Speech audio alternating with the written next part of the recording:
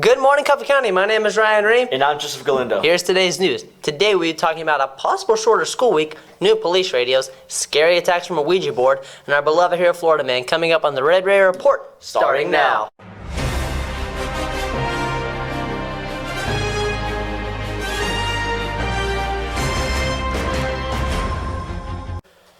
In recent light, there's been talk about a possibility of a 4-day school week for schools across the county. It all started with a second grade student who attends Hickerson Elementary. Give her the Nobel Peace Prize. Her name is Jada Cohen. This little girl has decided to take matters into her own hands by petitioning County Mayor Judd Matheny into making a 4-day school week a reality. Major Matheny did end up visiting her school to talk about a 4-day school week possibility. If this proposal gets the thumbs up, a 4-day school week could be changing things for kids in Coffee County. The teachers are just as excited about this new idea as the students are. One of the Hickerson teachers said this, and I quote, "We're all keeping our fingers crossed." You can say that again.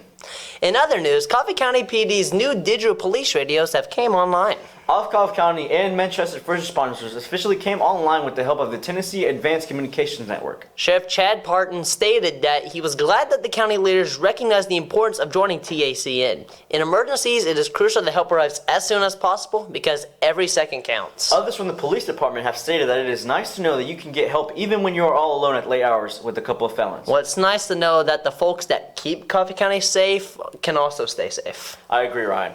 Coming up next is Christian Frazier with the weekly weather report.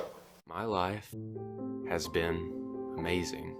I got my first car, met a girl, graduated high school, top of my class. Then I went to my dream college on a full-ride athletic scholarship, graduated with a bachelor's degree, and remember the girl? She became my wife.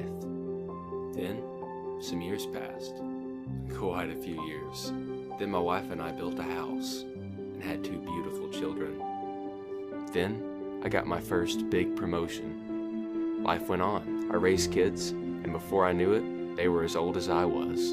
In my old age, I thought a lot about the legacy I would leave as I looked at my grandkids playing with the widest smiles on their faces. My life had its ups and downs, but that's just life. A life I never got to live.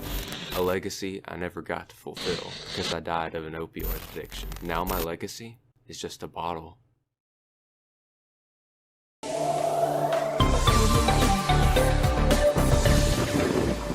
Good morning, Coffee County. I'm Christian Frazier, and this is your weekly forecast for the weekend. Friday, we have a high of 53 with a low of 42. Mostly cloudy. So if you're making any plans, make sure to be aware of the weather. If you go anywhere, and make sure to bring a jacket.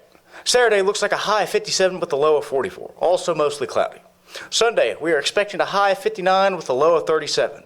Expect a cold and rainy day. Now some insight into next week.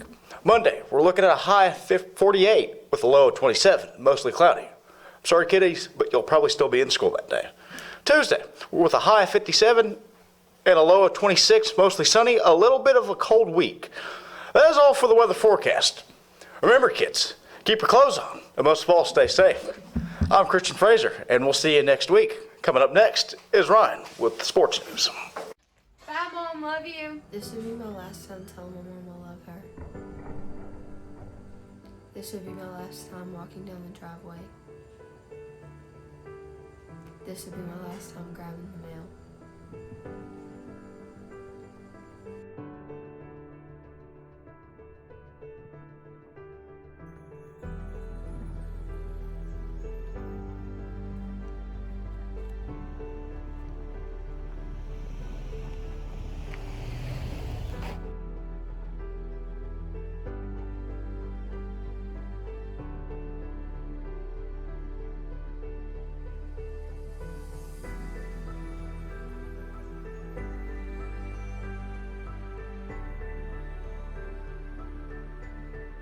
For more information or ways you can help, please visit nhtsa.gov.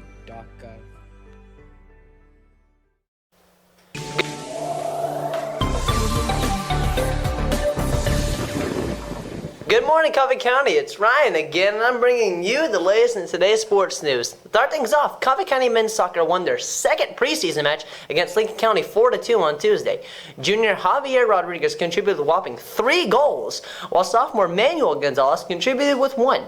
They will look to travel to Webb on Monday for their first season game. In other news, Coffee County Central Baseball has announced some minor changes to their schedule this season. The Raiders were originally scheduled to open this season on Monday, March 13th at Cookeville, but it has now been flipped to a home game at Powers Field at 5 p.m., making the March 24th game against Cookeville a road game. And that's it for me. I am bringing you the latest in today's sports news. Pop quiz. What's the #1 cause of death for teens ages 16 through 19? You might think drugs. You'd be wrong. You might think alcohol. Wrong again. So what kills over 19,000 teens each year? Distracted driving. It's simple. Put down the phone. For more information, go to teendriversource.org and arrive alive. John is a smart kid. He has good friends he wants to see again. So John drives responsibly. He silences his phone when he drives and always remembers to wear his seatbelt. He stops at red lights and goes when they turn green. He keeps his music low so he can hear his surroundings. Paul, on the other hand,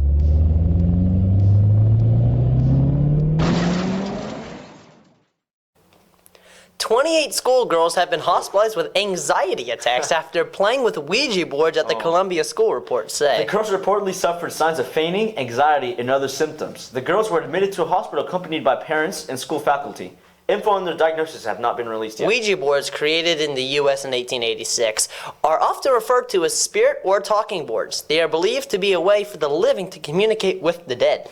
The school is apparently waiting for the medical diagnosis before providing further information. The Daily Mail reports that in November 2022, 11 teenagers were found collapsed after using a Ouija board at another school in Columbia. If I know one thing for certain is I will never be using a Ouija board. No, me neither. After this, no.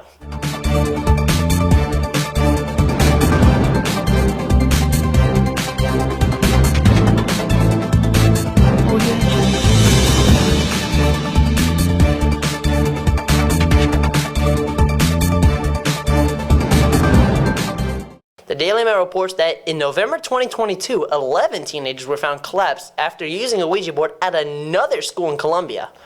If I know one thing for certain is I will never be using a Ouija board. No, me neither. After this, no.